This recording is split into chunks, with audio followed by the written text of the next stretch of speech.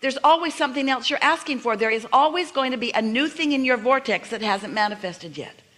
So if you need the manifestations in order to be satisfied, you're going to be eternally, as long as you're in this physical body, unsatisfied, because there's always going to be something that's in the process of becoming. Stop complaining. Stop looking for trouble. Stop stirring things up. Stop watching things that make you shout back at them. If you find a feeling place that feels a little better, to pivot. When you know what you don't want, you know what you do want. Talk about what you do want. But the thing that makes that sort of kind of hard is that you've already got some momentum going. So when you want to think differently, it's not easy to do, and you sort of defend your current position. Have you ever visited with anyone and you had a disagreement about something and you both are certain you're right? And of course you know they're wrong. Of course they know you're wrong. And the more you try to explain your point of view, the more they dig in to explain their point of view, and the more neither of you move toward the other one at all. Well, that exact argument is happening just inside you all the time. You fight these battles with yourself where you want things that you don't believe. That's exactly the same sort of thing. And there's a part of you, and it's because of law of attraction, that when you have held a belief for a while that your new desire challenges that belief that you've been holding, will dig in just like that friend, and it will try to hold its own, because the law of attraction is responding to the vibration. So you want to clean up your vibration. You want to stop offering two contradictory vibrations. And how do you do that? The best way we know is to quiet your mind completely, because it is easier for you to have no thought than it is to have pure positive thought about something that you've been worried about.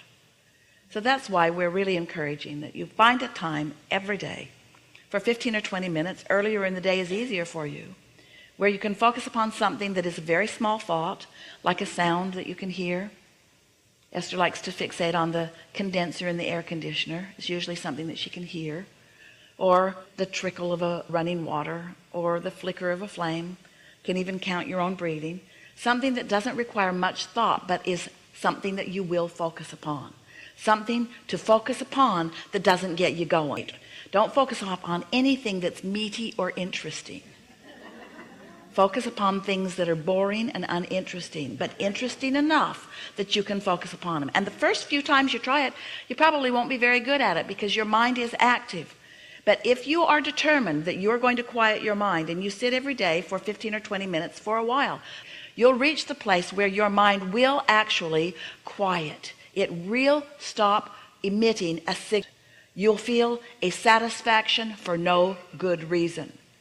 You won't be feeling satisfied because something is manifested. You'll be feeling satisfied because in this moment of a quieted mind, you are offering no opposition to who you really are and to all that you have become.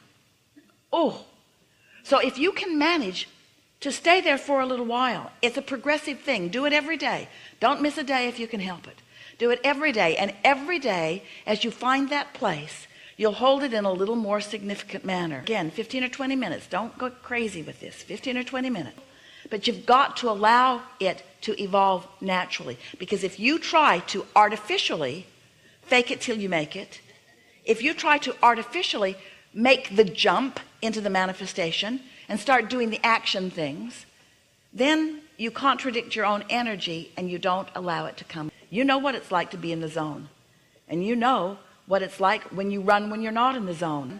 We're just doing the best sales job that we've ever given of asking you to be willing to try quieting your mind. Meditation is the best way we know of. Tuning yourself. And so then your friends will see you and they'll say, hey, how's it going? You'll say, great. Really, really good. Best ever, you'll say. And they'll say, oh, really? Did you get that condo? No.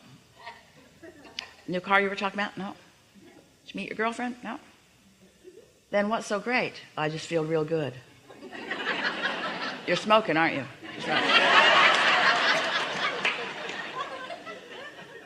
Because it's hard for others to understand satisfaction that they can't translate through physical senses.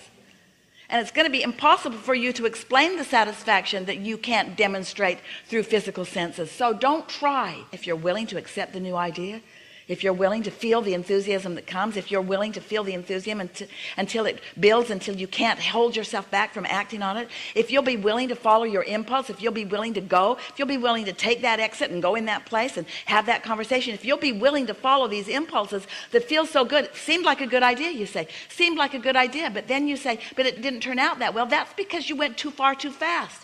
Just follow the impulse as far as it feels good and watch what happens.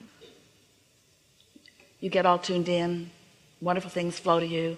You see someone who's lacking it, so you say, oh, I see that you cannot do this for yourself, so here, a big pile of something, a big pile of money. Here, take my car, I don't need it. And at first they look happy,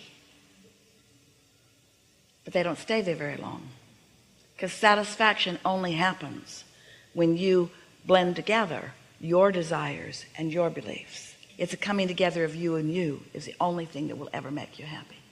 And you got to leave everyone else out of the equation, especially for a little while. So if you never hear anything from anyone ever again, that ought to do it.